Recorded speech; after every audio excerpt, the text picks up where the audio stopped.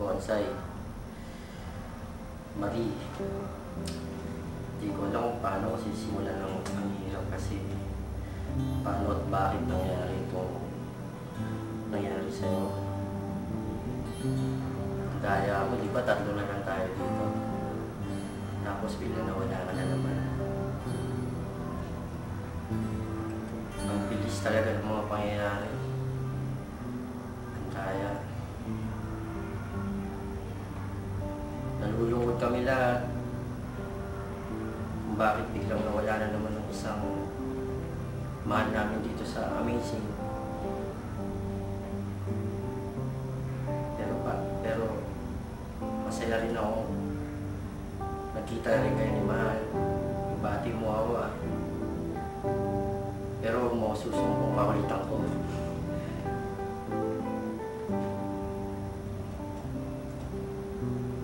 Ang hirap talaga eh.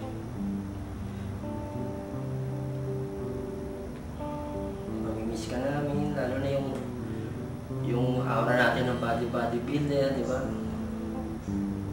Lagi mo kami pinasasaya sa mga kakulitan mo. Sana mabigyan ng hustisya yan, Marie. Hindi ka na kayo makakalimutan at lagi nakatataka sa amin. Isa ka na rin sa mga haligi ng Amazing. Naging matatag. Sama-sama sa hirap.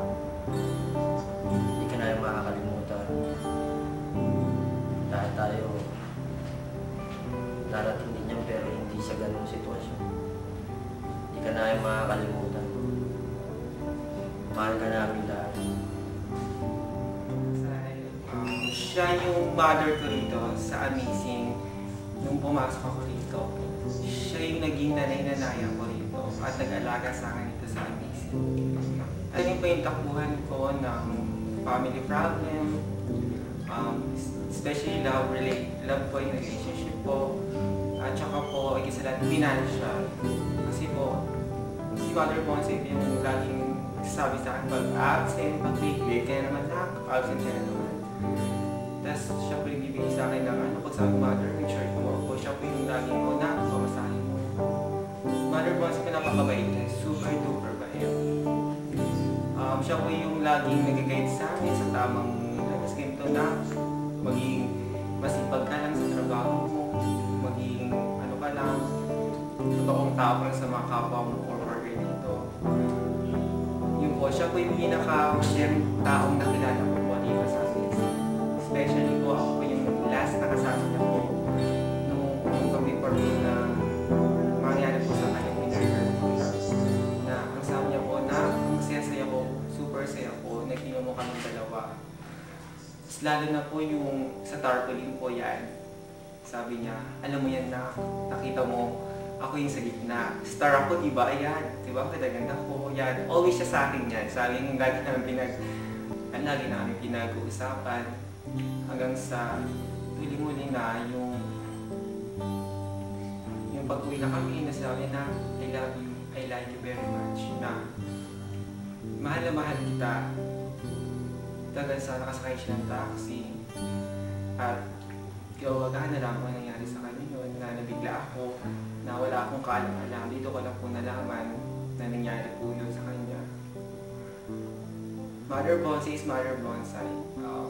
I love him very much as a mother. Second mother ko po siya. Actually, dito po. Talagang napaka-bait po niya. Nagpapayo. Sabi na lahat ng dapat gawin.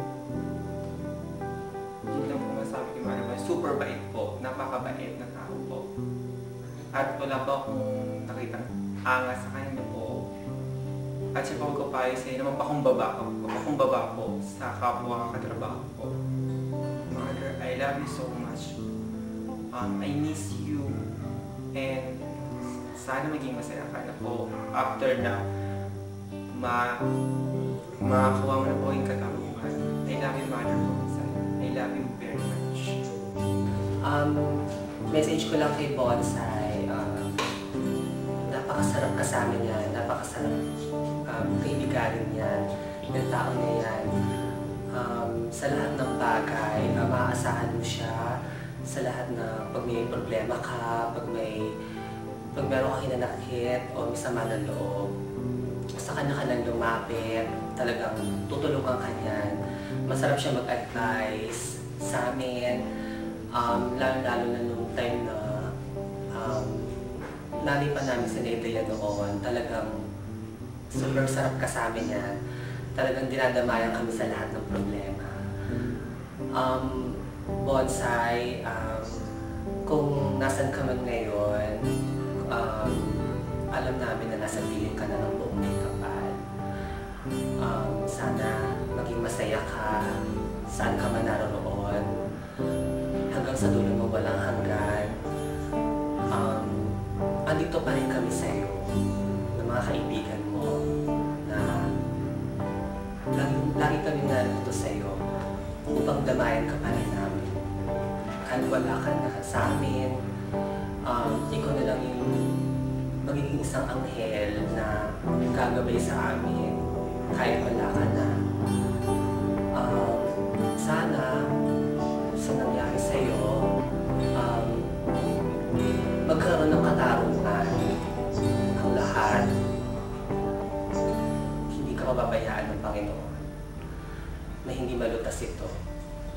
Alam ko na at alam naming lahat na magkakaroon to ng katarungan para sa iyo at magiging mapayapa ka sa araw na magdadaan.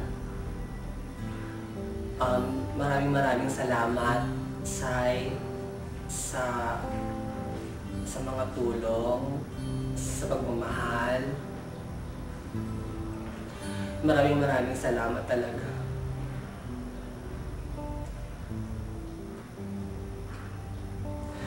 Mamimiss ka namin, San.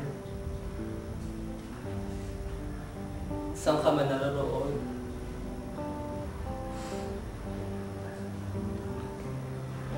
Mamimiss ka namin.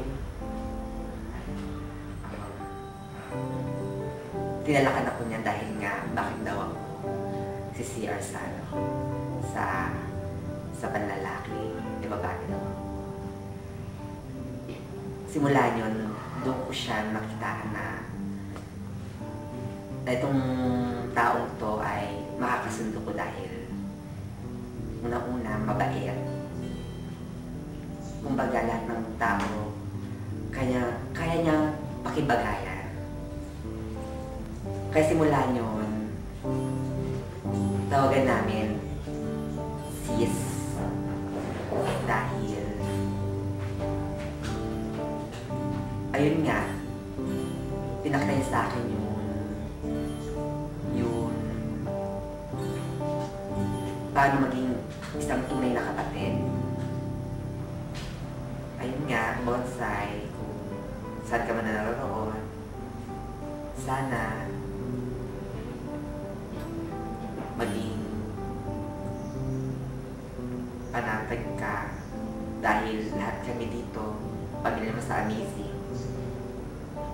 Sosolbahan, isolve namin yung kaso mo. Tulong-tulong kami. Dapat mabigyan ka tamang katarungan. At sana, gabayin mo pamilya mo, mga mahal mo sa buhay, mga kaibigan mo.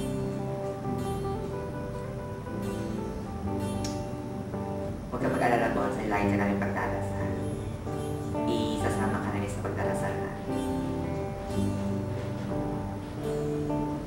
Mahal na mahal ka siya. Sana sa mga naroon maging masaya ka. Saan ka man naroon, hindi pa rin kami titigil mag-pray sa nangyari sa'yo. Sana mabigyan ng katarungan